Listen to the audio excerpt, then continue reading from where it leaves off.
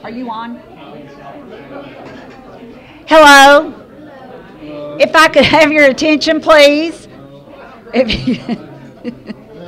Ron Grubbs is so funny.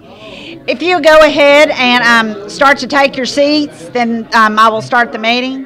What?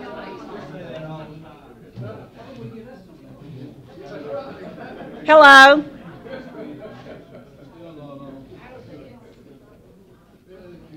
Can you hear me? I feel like I'm on the Sprint commercial. Can you hear me now? Can you hear me now? Or anything? If everyone would go ahead and start to take their seats, then we will get the meeting started. It's officially after 12, and if you know me well, you know that I usually try to start on time, so please forgive me. I'm Cheryl Russell. I'm glad to see you here today on this nice summer day. You know, I always try to keep aware of the weather and how I like it all nice and sunny outside. Every one of you are special for attending today. I appreciate seeing you. If I, don't say that enough, I appreciate everything that everyone does. And welcome to Bristol Republican Women. So, at this time, I'm going to have Representative Bud Halsey come and do our devotion, and then after that, Fran Presley will lead us in the pledge. Okay, thank you very much, Cheryl. I appreciate the opportunity to be with you. I'll try to be brief, which means I got to talk fast. Most of you know the New Testament was written in Greek, the Old Testament was written in Hebrew. If you've studied Greek at all, Koine Greek, you know that it's a much more descriptive language than English. English, for example, has 3 tenses, past, present, future. Greek has 6. And so you can get a whole lot more out of a word than you would in the English translation. Now, if you got a dictionary that was written by Webster before about 1885, you wouldn't need a lexicon or a concordance or anything when you're studying the Bible, because every English word in the King James Bible was in that dictionary. And you could look at the etymology of all that and it was in there. Well, we don't have that anymore today, so looking at a passage of Scripture that you're familiar with, and you very well may know this, when Peter denied Christ. And you know the story where Jesus told him, when you hear this rooster crow, you're going to deny me 3 times, and this rooster could go, oh, no, I never do that. And of course he did. And he just felt absolutely awful about it. I mean, and most people, when you feel awful about something and the pressure's really great, a lot of times you just turn and go back and do what you know how to do and what you know how to do, and that's what he said, I'm going fishing. That's what I know, and I've been a failure at all this, so I'm just going to go back to what I know. I'm going to go back to fishing. And he's out in a boat about 4 days after he denied Christ. And Jesus is over on the bank grilling some fish and says, come on over. So Peter parks the boat and goes up there. And the Scripture says that Jesus says to Peter, do you love me? Lovest thou me? Peter says, yes, Lord, I love you. Jesus asks him the second time, Peter, do you love me? He says, yes, Lord, I love you. And in English, Jesus asks a third time, do you love me? And Peter says, it says he was grieved in his heart and says, you know everything. You know I love you. Now, the difference is in Greek, there's 3 different words for the English word love. You've heard this. There's the word agape, which is a deep, godly, complete, consuming, abiding love. Then there's another Greek word that's lesser than that. It's called phileo. It is a fondness, a brotherly fondness. It's where you get the word Philadelphia. It comes from that, the city of brotherly love. Phileo, I'm fond of you. And then you have the word eros, where we get our word erotic, which deals with the physical side. Now in this passage, what's interesting is Jesus says to Peter, Peter, do you love me? And he uses the word agape, this deep word. Peter's reply is, Lord, I phileo. I'm just fond of you. Jesus asks him again, uses the same word. Peter, agape, do you love me? Peter's answer, phileo. I'm just fond of you. Then Jesus comes down to his word and says, Peter, are you even fond of me? And he is just grieved, and I can understand that. He feels absolutely awful because he has denied the Lord 3 times, and it's exactly right. And he feels like he's not worth a grain on the beach, grain of sand. And he's grieved in his heart, and he says, Lord, you know everything. You know I'm just fond of you. Now, there's a word we use in Latin when we go out of session in Nashville. It's called sine die. Those are 2 Latin words. Sine means without, and die means a day, without a day. Back in Jesus' time, Rome was full of pagans, all kinds of pagan worship. So they had all kinds of idol makers that made all kinds of idols for all these pagans. Well, you had a bunch of shysters that were making idols, and they didn't have very much money, and maybe were not as good, and so where they had a defect in the idol, they put wax in there, which is all well and good until they sold it, and it got hot on a day, and the wax melted and ran out, showed the defect.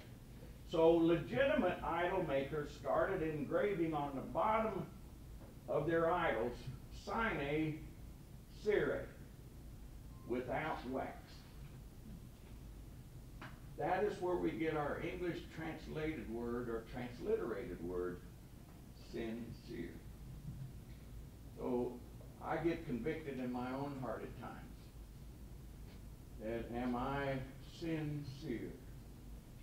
And do I love the Lord more than just I'm fond of him?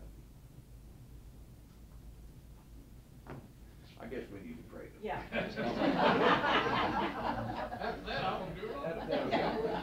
All right, Lord, thank you so much for the Word of God. Thank you that it is the Word of God. Thank you that it's true.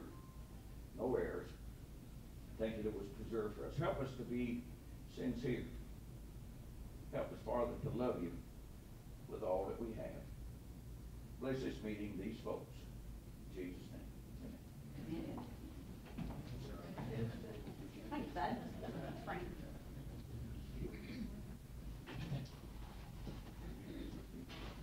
It took me a minute to find the flag. It's back there, so would you please stand and join me in the pledge? I pledge allegiance to the flag of the United States of America and to the republic for which it stands, one nation, under God, indivisible, with liberty and justice for all.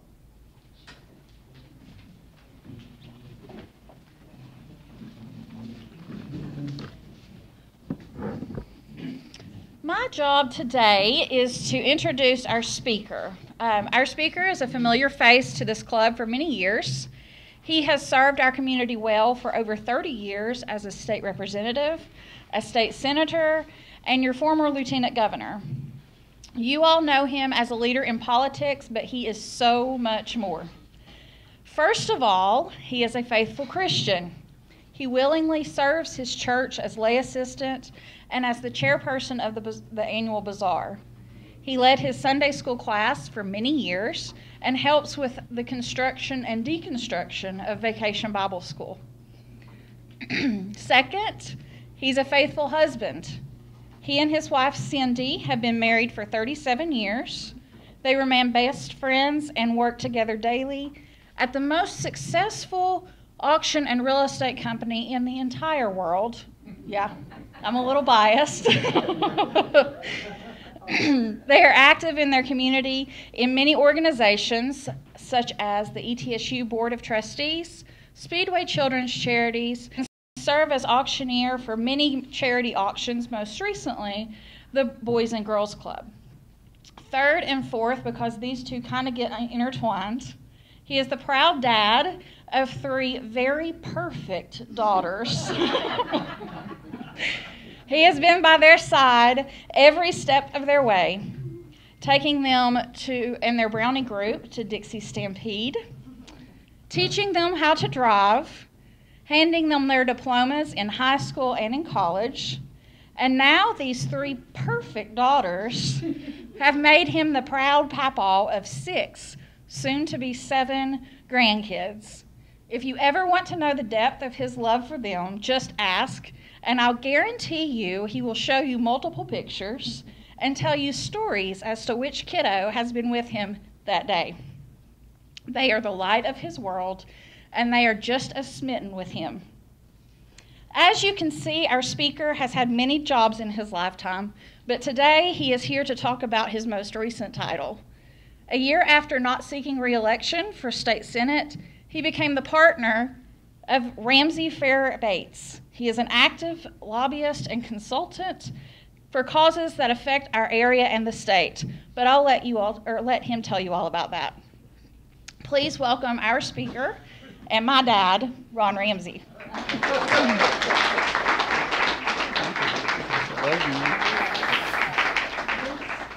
Honestly, I did not write that. This is for Facebook. That's for, this okay. Is for here. I got you.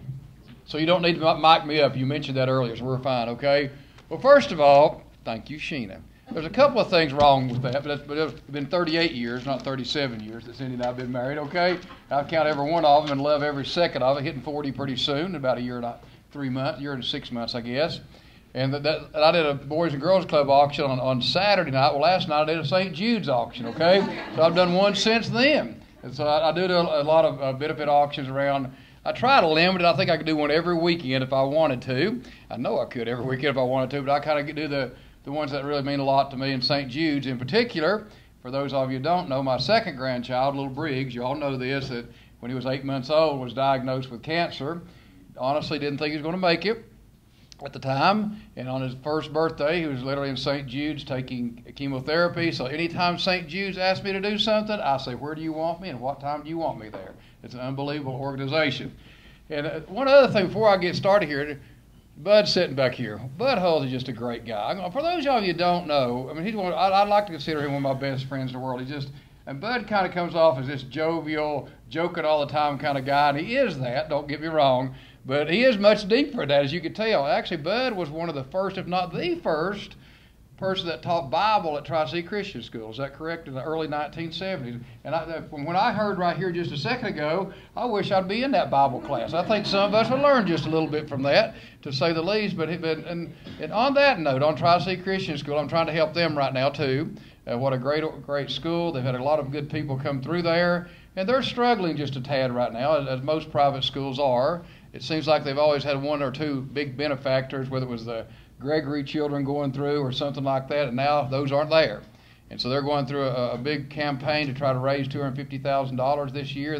The tuition covers maybe 60% of what it costs to keep that school open, and I'm trying to help them there raise money for that too. So as you can see, I'm a little involved in a little bit of everything right now.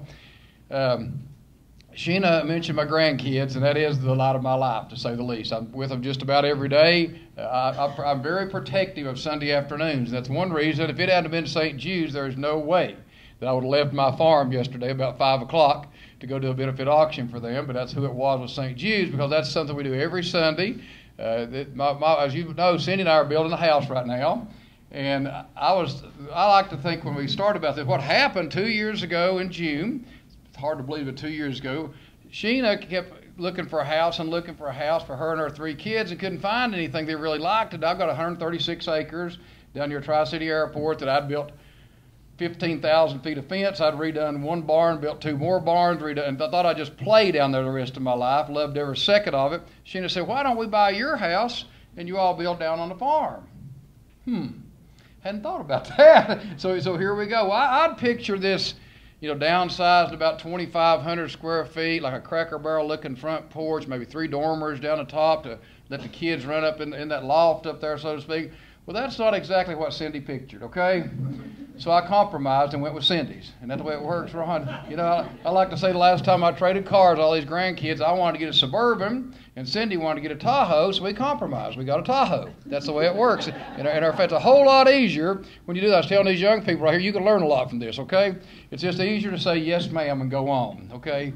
And so 3 years, well, soon be 2 years ago, I suppose, when I decided I didn't want to run again, it was completely legitimate in the fact that I had 3 little grandsons at that time, and literally the day that I announced on March the 16th, Sheena had little Sadie born that day. On the way home, my first granddaughter was born as I literally FaceTime on the way home. One story on that, I was literally giving the speech on the Senate floor.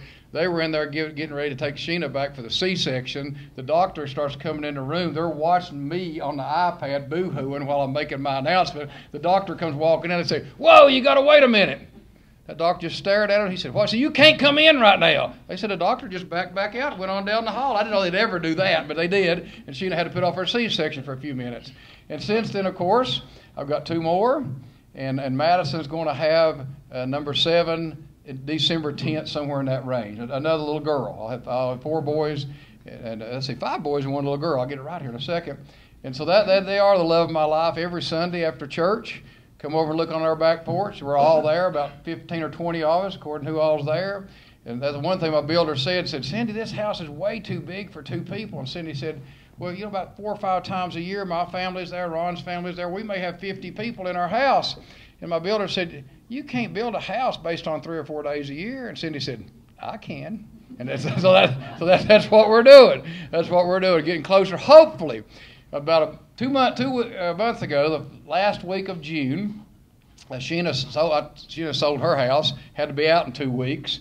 And so while we were at the beach, literally from July the 8th through the 15th, the movers came, moved all my stuff out of my house while I wasn't even there. We come back home, we move into the garage apartment.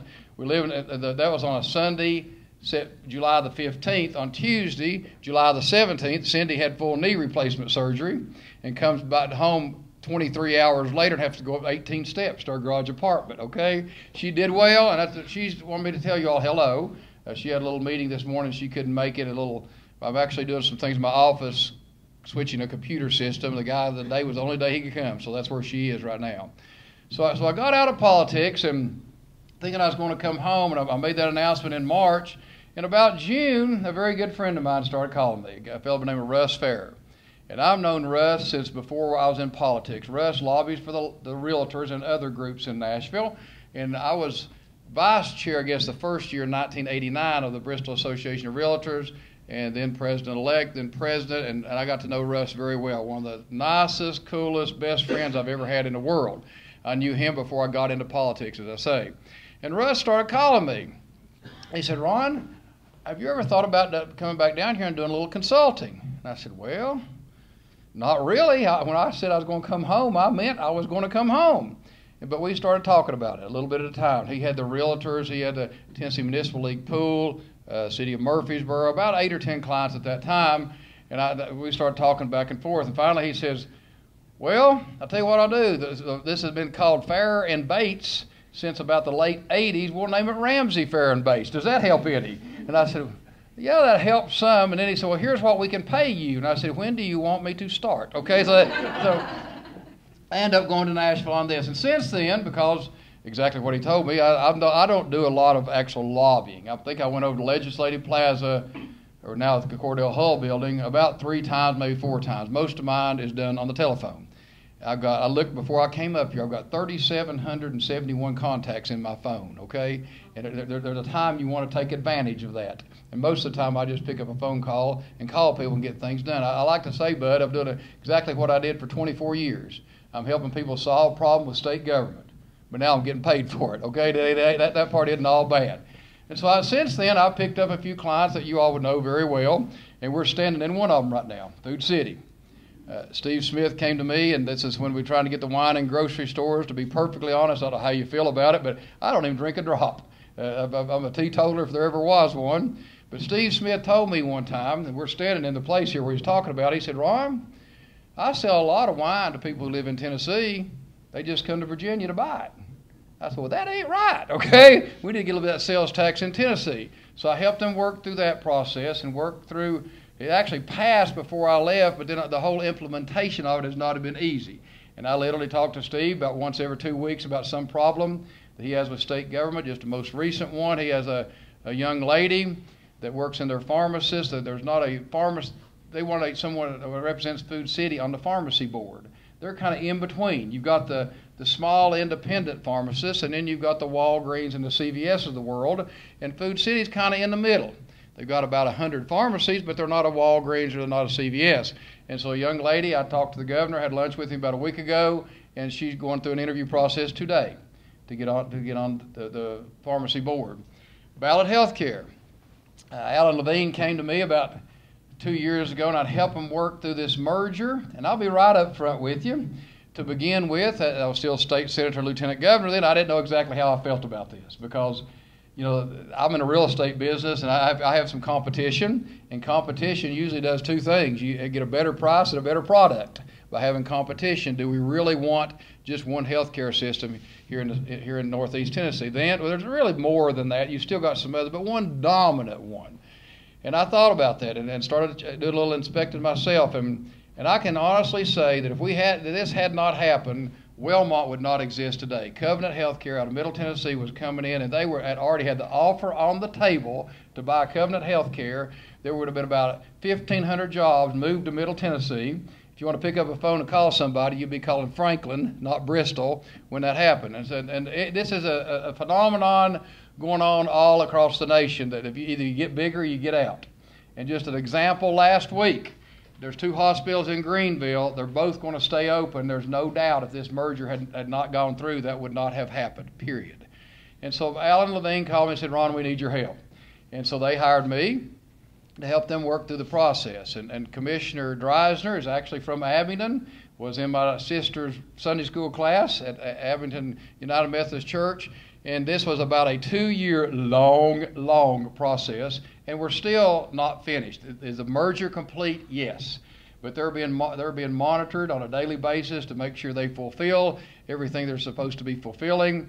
And on a weekly basis or so, I had to pick up a phone call and just explain something. I figured out in life, 9 times out of 10, any problem, I mean any problem, is from lack of communication. And if you pick up a phone and call, did you know such and such? Well, no, we didn't know that. Okay, well, that's the rest of the story, and you can get problems solved. So ballot health care is one I've worked with very closely too. And I could keep going on several others. Stuart Taylor. Stuart's a very good friend of mine, and I don't know if y'all know this process or not, but let me give you a little inside baseball here. Back about 2012, I guess it was, I came up, and me and some others came up with the idea that we're so close to the state line, we're competing with people across the state line, that we need to do something to give some incentive to get retail projects on this side. And it started with Stuart Taylor's project down at what they call the crossings down at the Interstate 81 and I-26. And we started working with the city of Kingsport. How can we draft this bill? What kind of incentives can we give the developers to make this happen? And we came up with a long line of incentives that the developer gets, the city gets reimbursed for infrastructure, a lot of the sales tax, the majority of the sales tax for a period of time that would have gone to the state of Tennessee stays locally to pay for this stuff. And so we ended up, by the way, again, the inside baseball part, the first bill, the way we had it drafted to begin with, said that the project had to be at the intersection of 2 interstates. That would have been Stewart's and Stewart's only. But Kingsport, I'll be right up front, got a little greedy. If they were sitting here, I'd tell them the same thing I've told them many times. They said, we want to take that part out. We may use it over at Meadowview also. I said, you are making a major mistake. And so we pulled that part out of the bill, passed the bill. Became a law on July the 1st. I think it was at the race, but it might have been a little before that. I ran into Steve Johnson. And Steve said, I just saw this bill y'all passed. And I said, yeah. And he said, that would fit my land out here too, wouldn't it? A certain criteria within 10 miles of the state line, had to be so many acres, all this criteria. And I said, yeah, I guess it would. He said, now, Ron, you're not going to play favorites, are you? I know you passed this kind of for Stewart. And I said, Steve, this is all about Northeast Tennessee. You're both my constituents. Pour it on. May the best man win. And Steve got jumped in, and just by happenstance or whatever you want to say, ended up getting everything out here at the Pinnacle. Well, now Stewart's got things going again. He got a little behind because, honestly, working with the city of Kingsport, I don't want to get into a lot of detail there, but they butted heads. Like I think it. I will go a little detail. I think it goes back.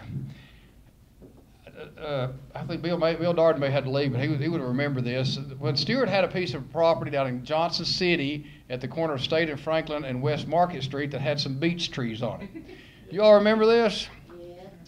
And they were giving him all kinds of trouble, and he designed it around to where he's keeping about half the beech trees and all that stuff like that. John Campbell was actually the city manager of Johnson City at the time. Well, Stewart in the middle of the night said, well, I've done everything I can to accommodate you. We'll just fix that. In the middle of the night, the chainsaws came in. The beech trees came down, and I think John Campbell got a little burr in his saddle over that. Then John moves from there to Kingsport, and they're still butting heads. But Stewart hired me this year because this only lasted 10 years, this whole border region retail district lasted and it was getting ready to run out in about 4 years. So Stewart hired me a long way around this to get this little point to extend this for 5 more years. And that he paid me to work on that and get it extended. And Bud really helped in the State House, and we got that extended down there. That could only help Northeast Tennessee, and now we're still helping with Stewart on some other issues there. One more thing I'll give you an example for, just to let you know what I do. There's one group that's out of New Jersey. That's the first problem. But they're called Aurora Properties. They actually own the building that TennCare's in. The state of Tennessee pays them rent to this building that they're in. Well, the lease that these people inherited, that Aurora Properties did, actually gave the state in the year 2019, next year, they could actually purchase this building for a certain price, $26.5 million. It's a huge building. Well, the people from General Services that does all this for the state, that controls all the real estate, put that in the budget, telling the governor about half the facts of why we need to purchase this $26.5 million. It was a terrible decision for you as taxpayers, a terrible decision for the state of Tennessee. And so they hired me, and I did a little explaining with the governor, being with my real estate background, and we got that pulled out of the budget last year, and now the state's going to continue to lease it, which is a much better deal for you all. So I could keep going on because I got about 5 or 6 other clients, but that's what I'm doing. Actually, I'm really enjoying it. I get to keep my finger on the pulse in Nashville. Don't spend a lot of time in Nashville. Most, as I mentioned, is by phone calls. As a matter of fact, the legislature got out the first week of May. I guess that's right. I think I've been down twice since then to meet with different people. Most of mine is done over the phone, but I'm enjoying it. So I know I'll take maybe, I won't say a little heat, but people, when you get out for legitimate reasons, and I was sick and tired about 24 years in Nashville. I love my grandkids like everything, and I was ready to come home.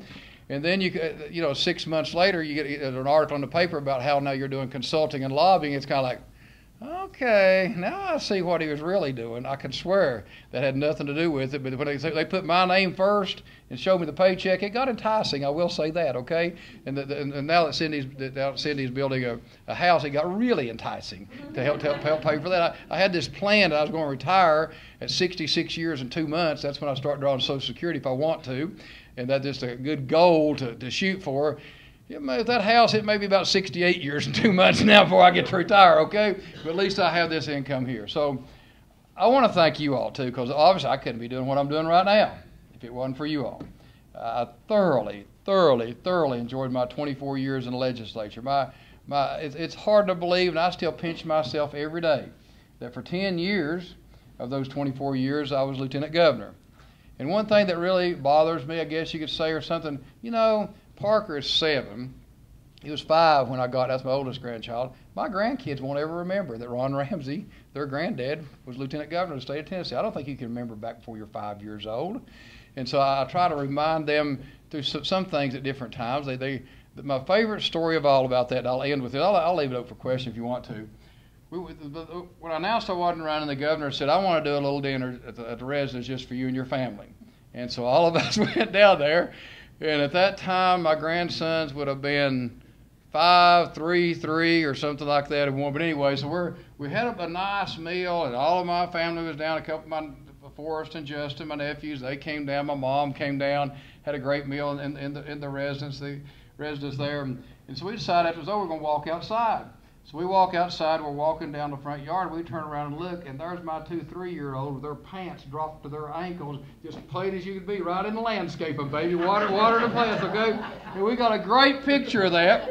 So if my grandkids don't remember, I will remind them with that picture, well, here you are on the governor's residence peeing on the shrubbery, okay? So you can't make that kind of stuff up. So again, thank you all. And I'll be glad to answer any questions you all may have on anything or anything at all. You that tired of talking? Yes, Cheryl. I have a question because it's so important in our life about the ballot and the merger and everything. I've heard so many rumors, you know how rumors are, about certain hospitals will have certain services. And so that is concerning to me that, you know, only blank hospital will do open hearts, only blank hospital will do this, or you know, anything like that. So did that come into play when you were making the decision and finding out the information? It did, but I'm going to be honest with you. We don't know how lucky we are here in Northeast Tennessee to be, if you're where I live in Blountville, to be less than 20 miles of 3 of the best hospitals in the state of Tennessee.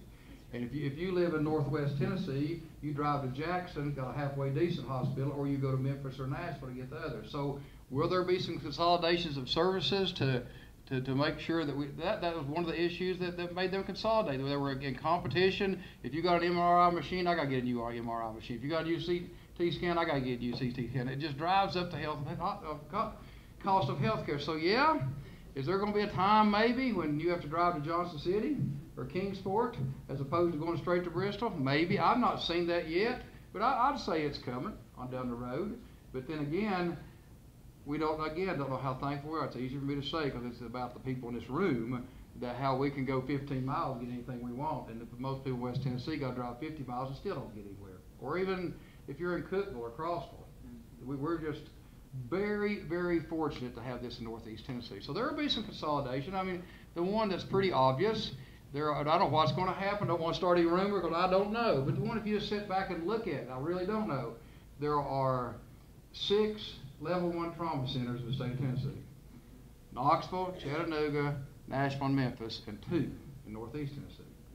Does that make sense for all of us? I don't know. But of course, if I lived in Kingsport, I'd be saying, by golly, it better stay in Kingsport. If I live in Johnson City, by golly, it better stay in Johnson City.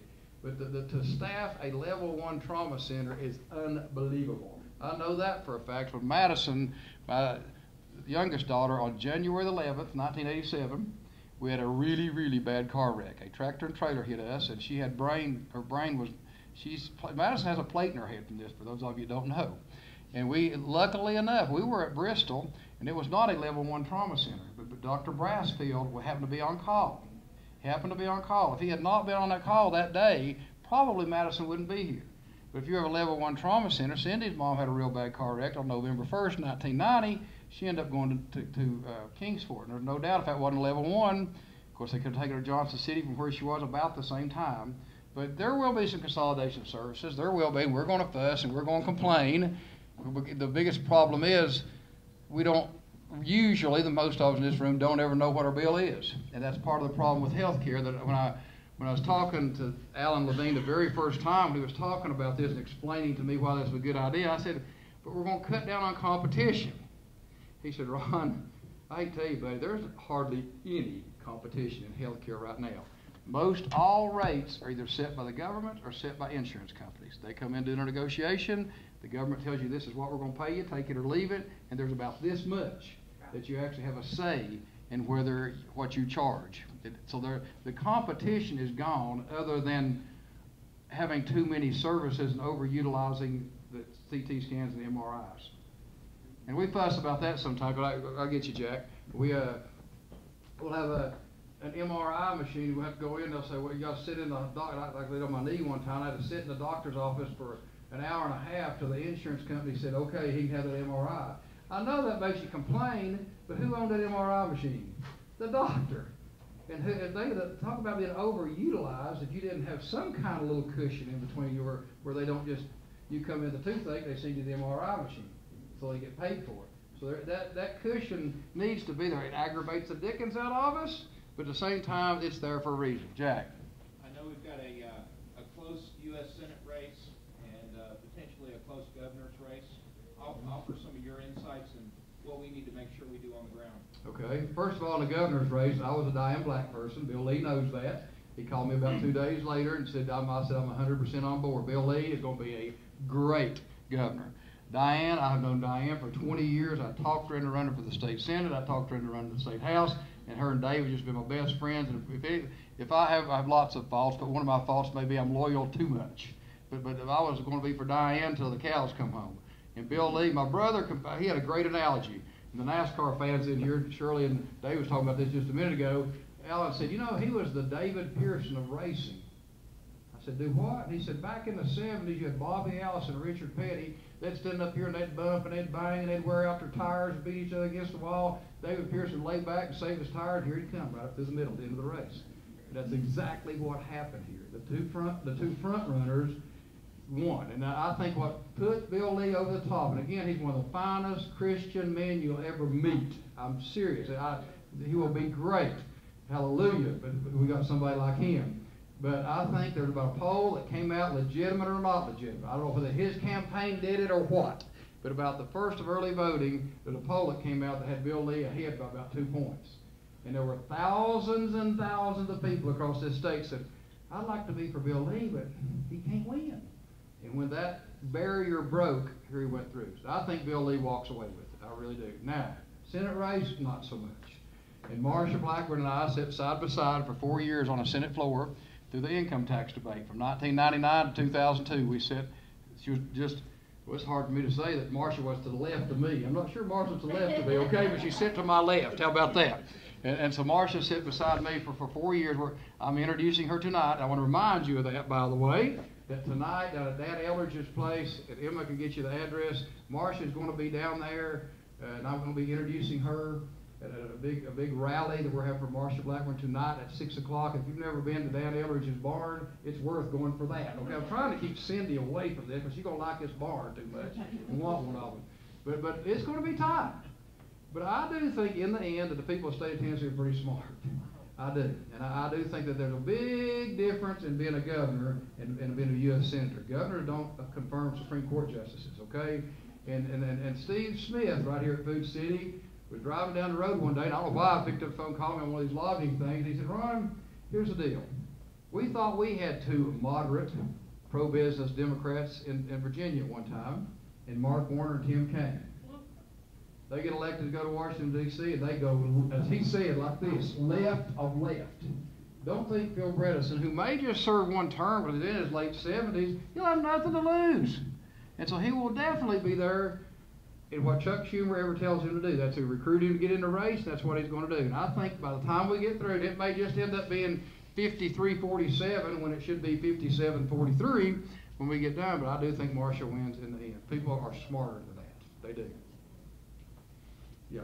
Ron, I'd like to make one comment. I know somebody that's spent a good bit of time in Nashville, and of course, Nashville is full of Democrats, so all those signs are in evidence, and all that happens there, and they don't ever get a Republican anybody vote. Right.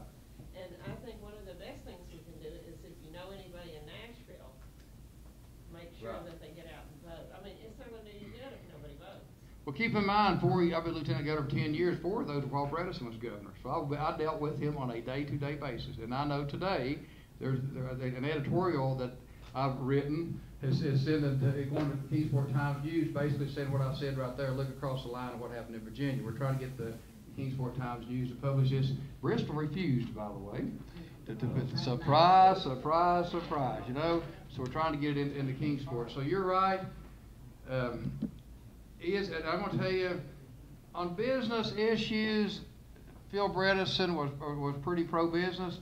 Remind me again who was lieutenant governor at that time. Okay, that didn't just happen. And on social issues, he is liberal as they come, pro-choice and everything else. But he knew there's no need of me trying this because Ron Ramsey's Speaker of the Senate. It ain't happening.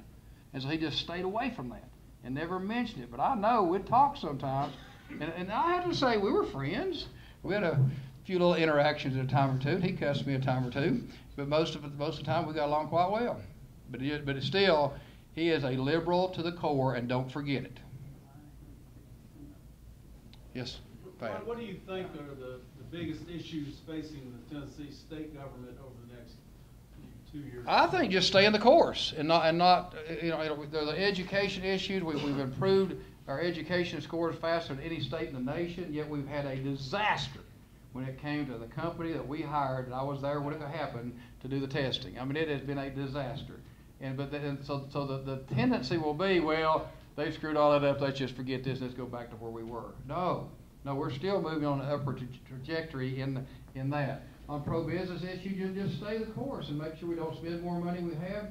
If we aren't the best run state in the nation, we're pretty dang close to it. We've got 3 constitutional officers, and Jason Mumpower will probably be the next comptroller that understands that. You don't spend money you don't have.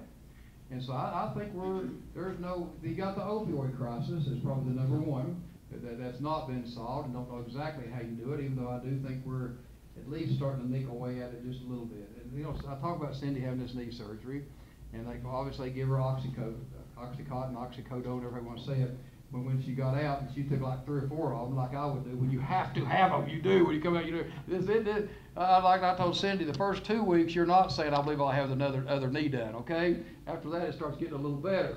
But we're very careful about that. But when you go back, you still got a half a bottle left, and what's the doctor first thing he asks you? Need any more drugs? Not exactly like that, but that's what he said. So we could have gotten another 2 bottles if we'd wanted them. That's a problem.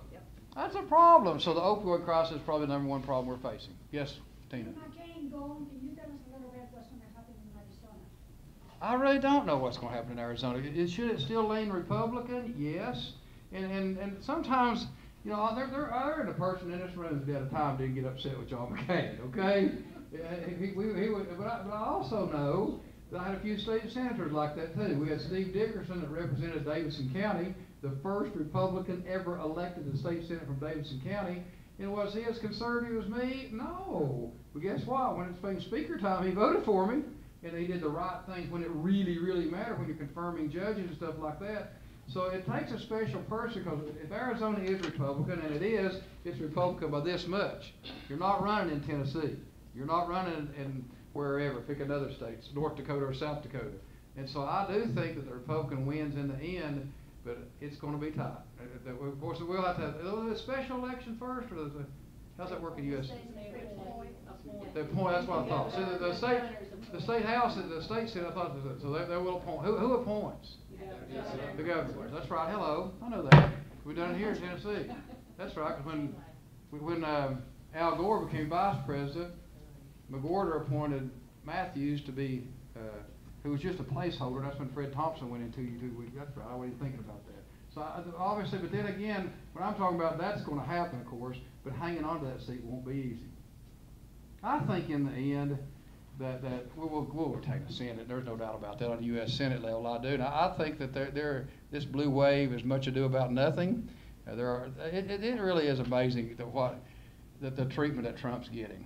It is absolute. It is unprecedented in this nation, that not only now do we have the left-wing Democrats trying to get rid of him, but I mean it is hand in hand with the mainstream media, and they about have convulsions when something bad happens, but he always seems to get over that hump. Always seems to. I'm not sure it doesn't embolden him just a little bit more. And I think if they try impeachment, I dare them.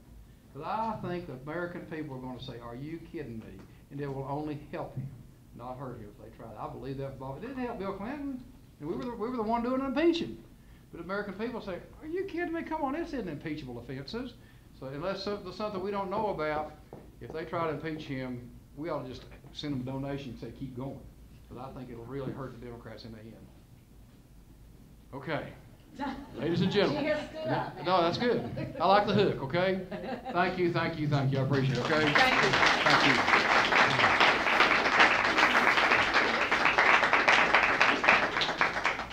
Thank you, Ron. We appreciate that and all that useful information. I took notes.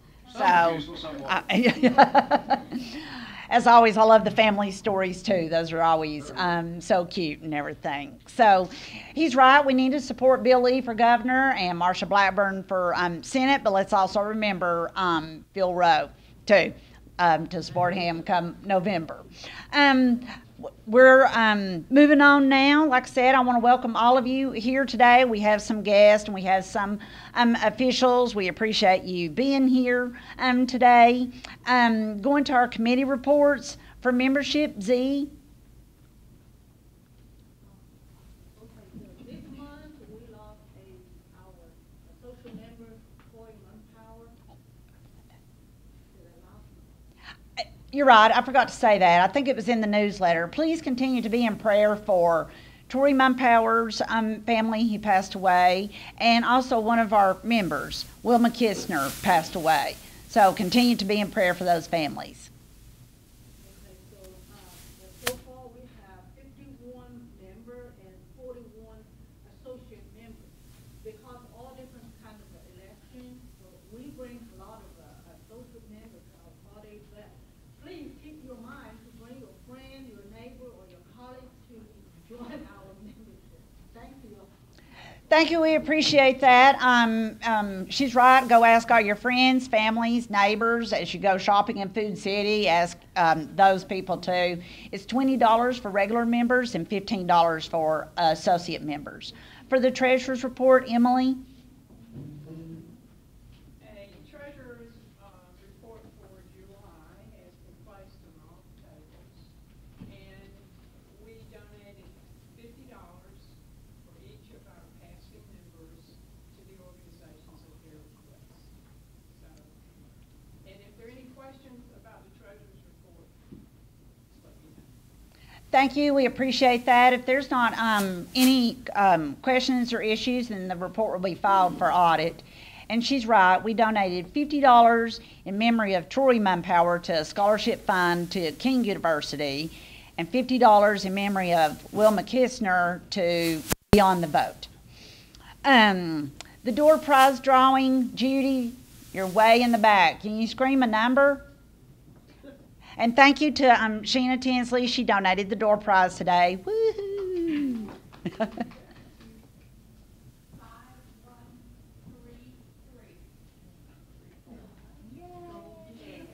Yeah. Can you take it? Okay. Thank you. Yeah, yeah. It's you or Trey? Oh. Oh, okay. Tracy Edwards wins the door prize. Thank you. We appreciate that. You got a question? Yes. Is Bristol, Tennessee going to have a Republican headquarters?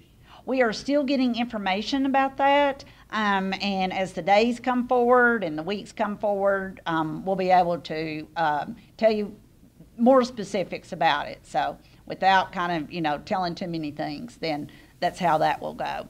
Caring for America, I don't know if Shirley had a chance to pass the basket around or anything, but just like last month, for still, I think we decided until October, we are collecting money for I want to get the correct name, the Honor Flight of Northeast Tennessee. This is honoring, the veterans, and it kind of helps us. Obviously, veterans are important to us, and we appreciate those, and it also helps us on our award forms. But let me just take a few seconds. I know we're running close on time. Anyone that we have in the audience, I rarely do this, but if we have anyone in the audience that currently serves or has served in the past, will you stand up for special recognition right now? Thank you. Thank you. Thank you. Thank you. We appreciate your service. I know I haven't updated y'all recently, but Bethany has started her Army service at Fort something. Huachuca. Thank you, Pat. I can't say that. In Arizona. In Arizona, back in August, and she's out in the field right now, but since she's an officer, I think the name of the field is Comfort Inn. So, Sandra. About our project, we had a wonderful response when we had the social for Honor Flight. The Honor Flight is going to go by bus this time, but it's all Vietnam veterans. And someone that was in our midst that night at the social said, and they were deliberating on whether or not to join our club, and they said, because of that, and I'm so impressed with that, I, who served in Vietnam, they did join our club. So we need to just really always be aware of what happens. Thank you. We appreciate that, Sandra. We did have a couple of two new associate members and a regular member, and they're not here today, but we will recognize them when they show up at their next meeting. Sandra is in, I'll get you, Tina. Sandra is in charge of our volunteer hours. I know we are still right in the midst of campaign season. That's seems like that all that we do. Any campaign hours, or any hours that you've spent on a campaign, meaning basically donating your time, write those down and give those to Sandra. Our awards form will have the total amount of those, and they recognize the members that have the most hours reported. So. Some of you have started forms, and that means you don't have to start a new one. You can add to. I've brought what I have. And just to explain that a little bit further, there are more women Republican clubs in the area. Your hours can only be counted for one club. So if you give your hours, obviously, to Bristol because we're the best, then that will just be us and then not for another club. Tina? Yes, I'd like to announce that my son got a presidential appointment to the Pentagon a year ago, and I'd like to honor my son to the years since he was appointed to the Pentagon. Thank you.